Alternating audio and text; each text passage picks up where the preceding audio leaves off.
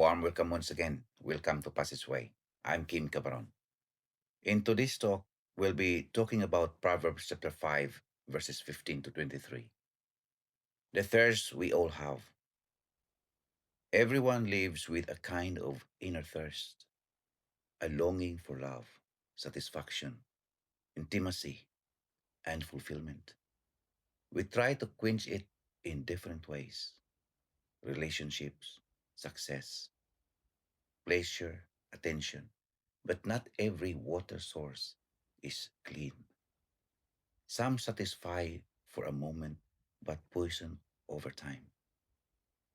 Now, in Proverbs chapter 5, a father speaks to his son, offering wisdom about where to go to satisfy that thirst and where not to go.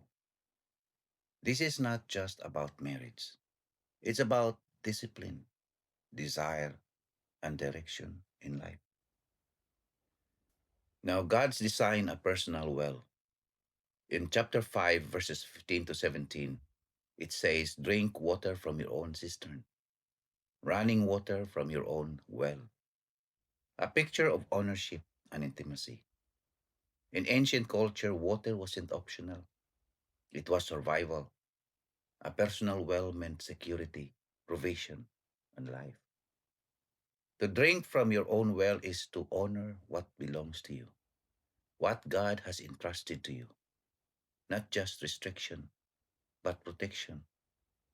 God is not saying don't enjoy life. He's saying enjoy it rightly. The command implies stay within God's design. Don't take what isn't yours. Don't cheapen what is sacred. Now, the danger of overflowing in the wrong places. Should your spring overflow in the street? This describes misplaced intimacy, public exposure of what should be private. Imagine carrying a bucket full of water, clean water, through a desert. But instead of drinking it, you split it everywhere. At the end, you're still thirsty. And that's what happens when we misplace our desires. Now, how can we apply this in our daily lives? We must guard our hearts. We must value what God has given us. And we must stop looking over the fence at someone else's well. God's delight, joy in faithfulness. In Proverbs chapter 5, verses 18 to 19. May your fountain be blessed. May you ever be intoxicated with her love. God celebrates joy.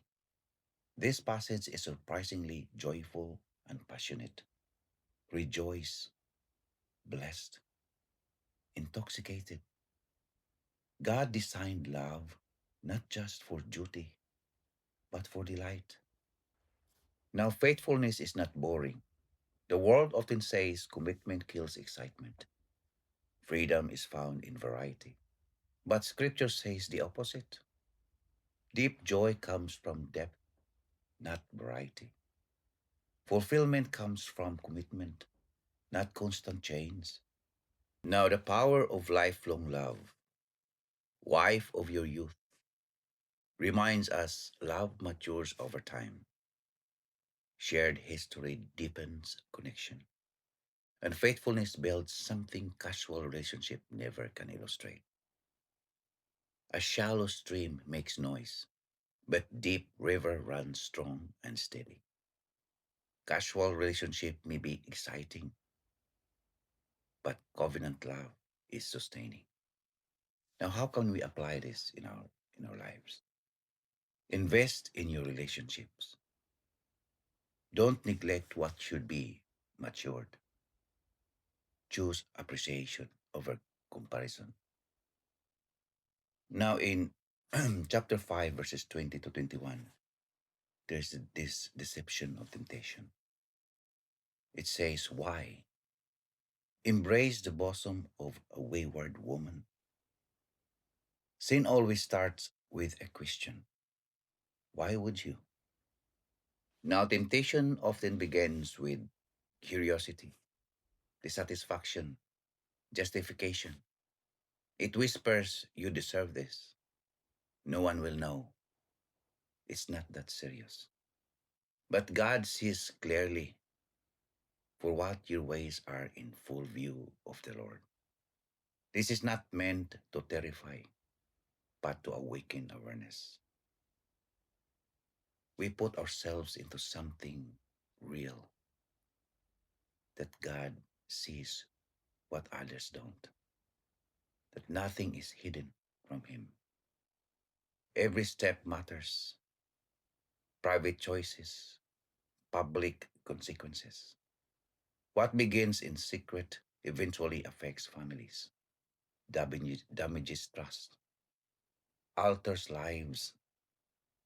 A small crack in a dam seems harmless until the pressure builds up and everything collapses. Temptation works the same way. Small compromises lead to major consequences. Now, how can we apply this into our lives? Don't entertain what you should eliminate. Set boundaries before you need them. And remember, secrecy doesn't equal safety. A blessed day.